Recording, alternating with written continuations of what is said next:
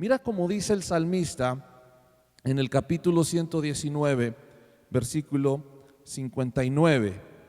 Y yo sé que es el salmo más largo, pero no lo vamos a leer todo, no se preocupe. 119, 59. Y el salmista dice esto: consideré mis caminos y volví mis pies a tus testimonios. Hay unas versiones donde dice: consideré cómo andaba y regresé a tus enseñanzas. Ese es el tiempo fuera que necesitamos en nuestra vida como cristianos. Este es el tiempo donde necesitas simplemente meditar. Muchas veces lo hacemos en las noches antes de dormirnos.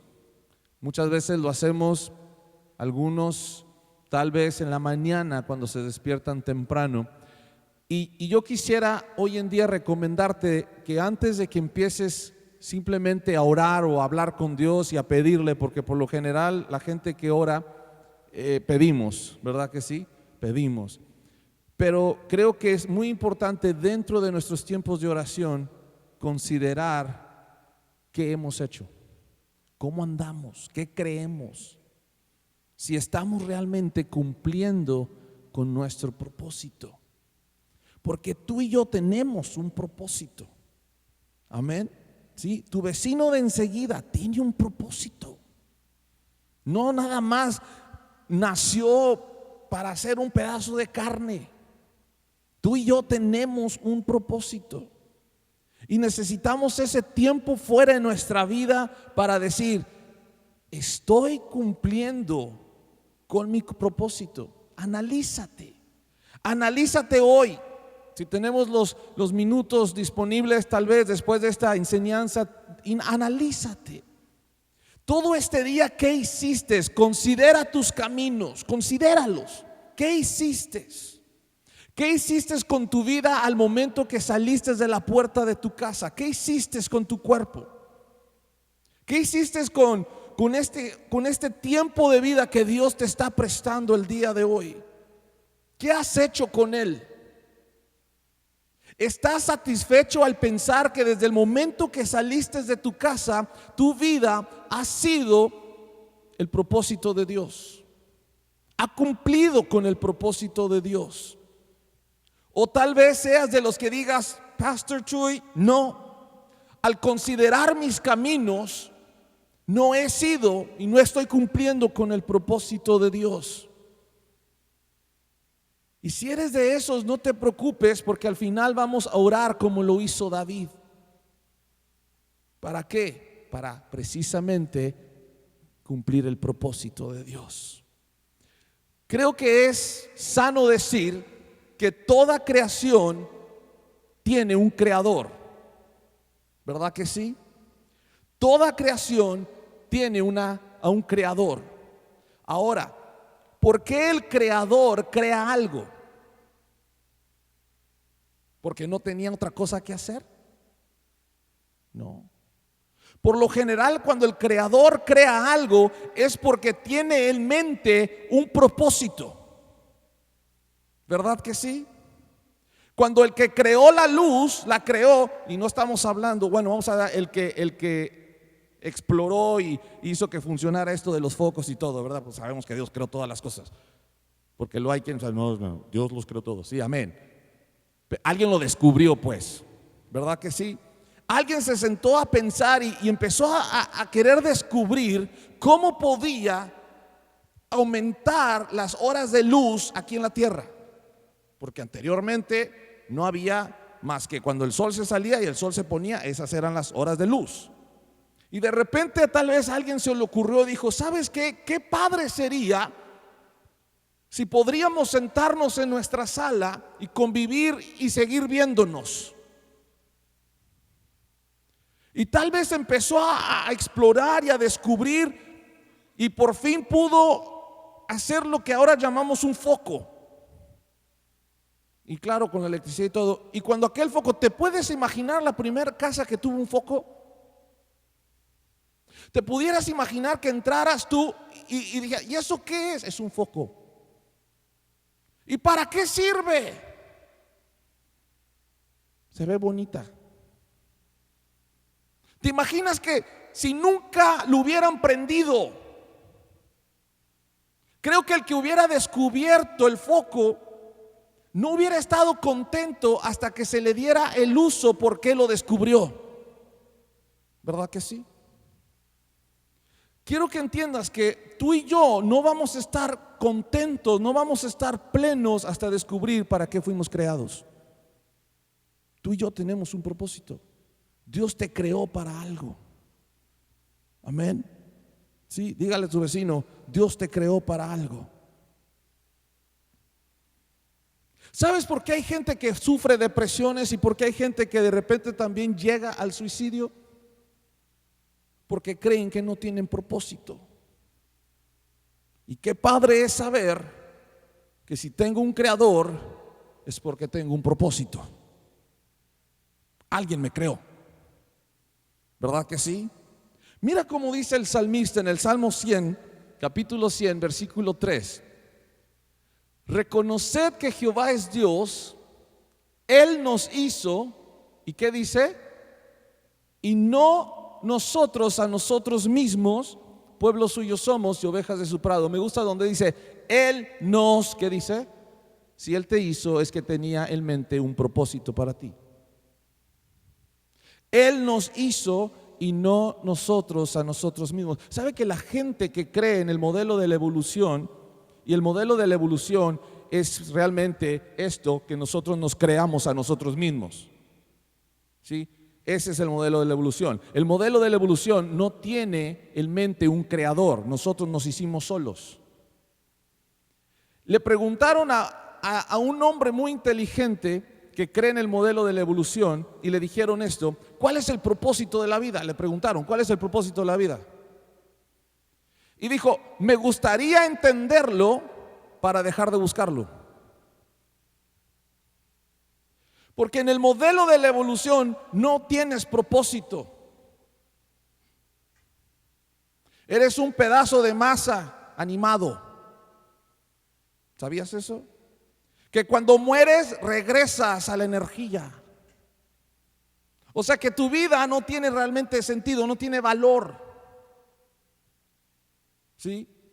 Eso es lo que cree el evolucionista. Simplemente regresamos otra vez al círculo de la energía y nos incorporamos a ver dónde otra vez.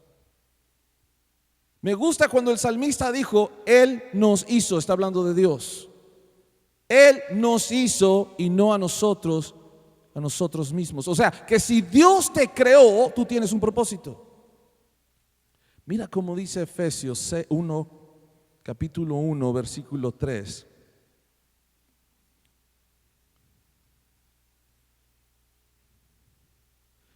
Y dice, bendito sea el Dios y Padre de nuestro Señor Jesucristo, que nos bendijo con toda bendición espiritual en lugares celestiales. ¿En quién? Quiero que vayas entendiendo lo que Dios va a hacer a favor tuyo en Cristo. Mira lo que va a hacer a favor tuyo en Cristo. Mira lo que dice el 4. Según nos escogió en Él antes de la fundación del mundo. Escucha bien lo que Dios hizo. Antes de la fundación del mundo, tú ya estabas en el corazón de Dios.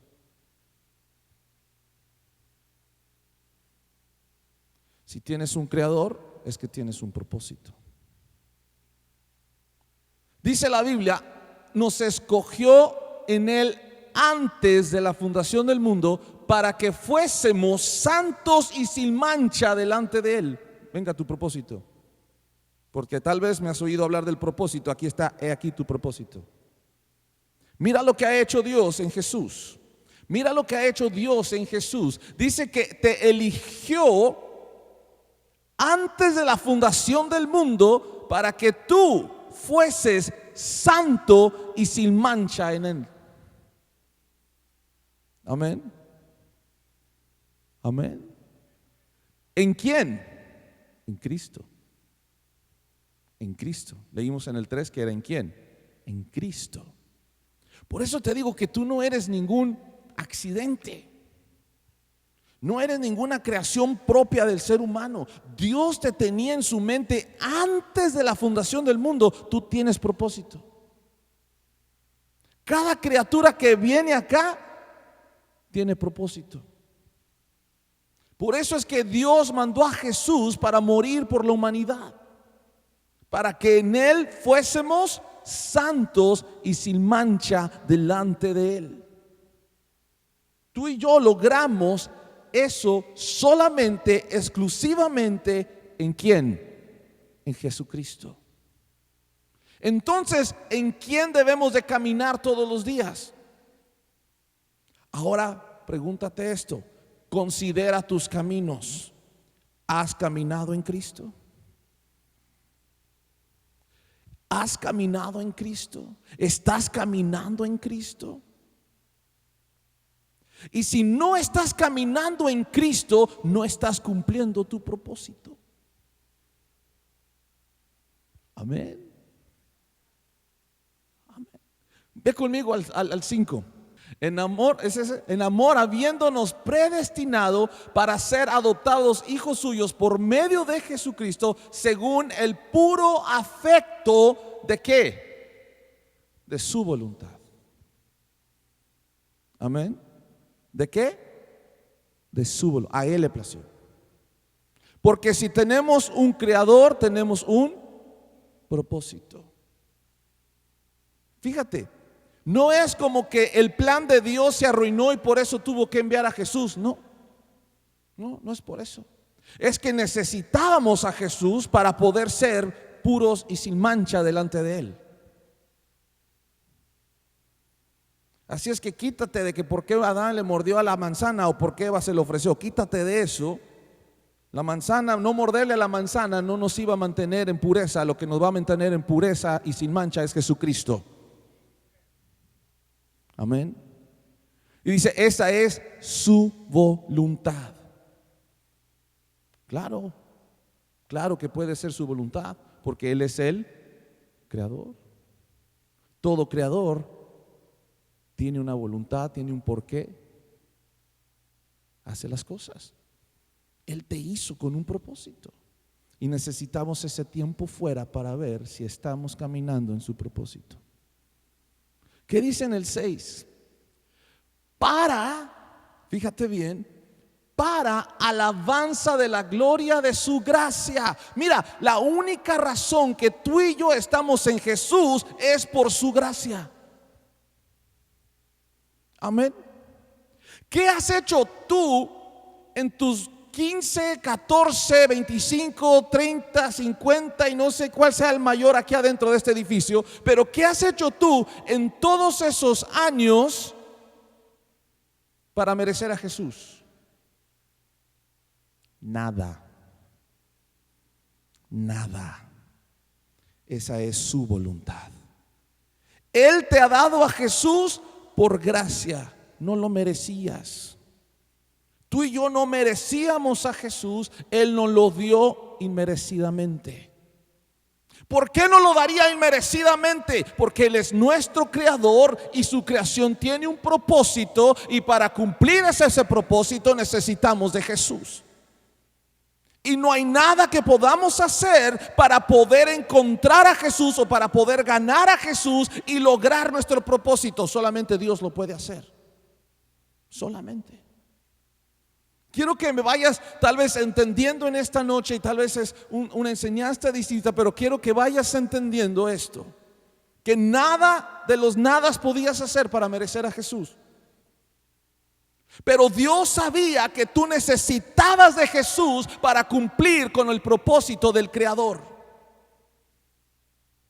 Amén. ¿Cierto? Por eso es que tú nunca puedes jactarte de nada, porque la única manera de cumplir el propósito de Dios es en Jesús.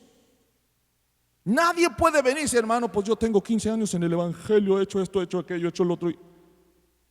Nada impresiona a Dios más que estés en Jesús.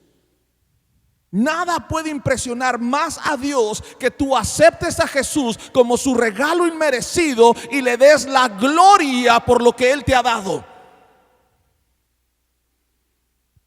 Amén. ¿Se acuerda de aquellos que se jactaban? Señor, en tu nombre echa fuera demonios. Señor, en tu nombre sana enfermos. Señor, en tu nombre. ¿Y qué les dijo Dios? No te conozco. No te conozco. Porque la única manera que el Creador te puede de reconocer es por Jesús. Es la única manera. Y dice, para alabanza de la gloria de su gracia. ¿Por qué tú estás aquí hoy celebrando su presencia? Por su gracia. Amén. ¿Por qué te levantas en la mañana y te sales de la puerta y empiezas a darle a Él toda la gloria? Por su gracia. ¿Por qué sirves a tu hermano o a tu hermana con alegría, con gozo, con entusiasmo? Por su gracia. Amén. Dice, con lo cual nos hizo aceptos en el amado. Le decía a mi esposa esta mañana, no debemos de malentender el mensaje al creer que Dios necesita nuestra alabanza. No, Él no necesita nuestra alabanza, pero sí nosotros necesitamos ser su alabanza para cumplir su propósito. Ayer leíamos un versículo en Primera de Pedro que decía, ojalá no hayas conocido a Jesucristo en vano. A mí me tocó ese verso. A mí dije, ¿cómo, Señor? ¿Habrá gente que te conozca en vano? Dice, sí. Hay gente que me conocerá, pero no entenderá su propósito. ¿Cuándo es cuando no conocemos su propósito? Cuando te detienes y tienes un tiempo fuera en tu vida, empiezas a examinar, empiezas a considerar qué estás haciendo ahorita, qué hiciste hoy, y te preguntas, Señor, ¿fui tu alabanza? ¿Fui tu alabanza? Señor, cuando mi jefe me hizo una pregunta y le contesté, ¿fui tu alabanza? Ándale. Señor, cuando la persona que iba al lado mío en la carretera me cortó, ¿fui tu alabanza? Porque cuando tú y yo empezamos a hacer su alabanza, empezamos a cumplir nuestro propósito. ¿Por qué? Por su gracia. Amén. Vamos adelante.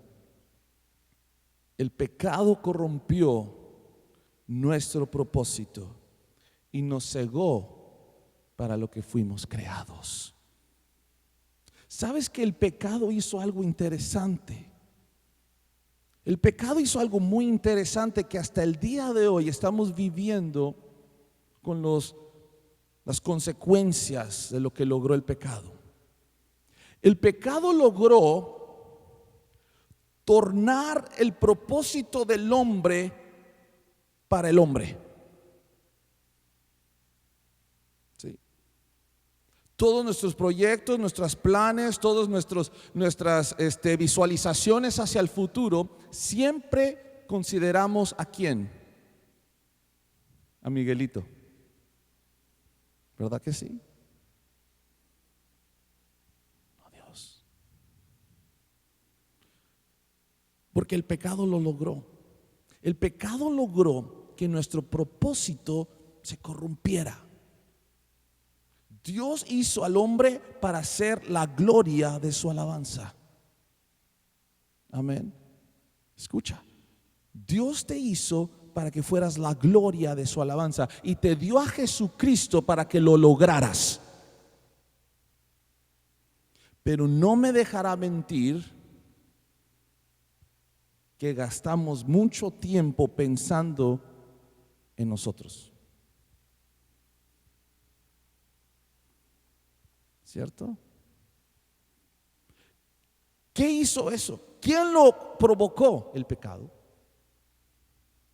¿Nunca te has puesto a pensar por qué Jesús siempre habla acerca del prójimo? Siempre habla acerca del prójimo. ¿Por qué? Porque esa es la evidencia más grande que tú has entendido tu propósito. Si tú no puedes hacer por tu prójimo, no has entendido tu propósito. ¿Cierto? Mira, te lo compruebo con la Biblia. Primera de Juan 2:13. 2:11, perdón. Ya necesito lentes. Pero el que aborrece a su hermano está ¿en dónde? En tinieblas, y anda en tinieblas. Y no sabe a dónde va, porque las tinieblas le han cegado. ¿Qué dice? Los ojos. O sea, una persona que no puede amar a su prójimo, una persona que no puede amar a su hermano, que es el prójimo, pudiéramos decir, que no puede servirle, es una persona que no ha entendido su propósito. Pero ¿por qué no lo puede servir? Porque está cegado. ¿Cegado de qué? De su real propósito.